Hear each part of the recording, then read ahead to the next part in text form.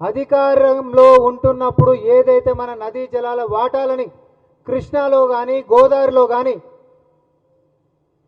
పక్కనోళ్ళకి దోచిపెట్టి తెలంగాణకి ద్రోహం చేసినటువంటి తెలంగాణ ద్రోహులు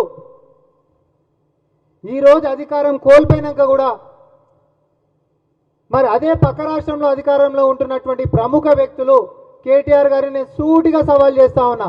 ఇక్కడ బంకచెర్ల విషయం ఇంత సీరియస్గా నడుస్తుంటే అధికారికంగా ప్రజాపాలనలో నాయకులం అందరం కలిసి తెలంగాణ ప్రజల మద్దతుతోటి అధికారికంగా ఒక ఉద్యమం చేస్తుంటే మన వాటాల కోసము బంకచెర్లను ఆపాలని చెప్పి ఢిల్లీకి మన నాయకులు తిరుగుతుంటే కేంద్రం మీద ఒత్తిడి చేస్తుంటే నువ్వు పక్క రాష్ట్రంలో నారా లోకేష్ తోటి సీక్రెట్ మంతనాలు దేనికోసం చేస్తున్నావు కేటీఆర్?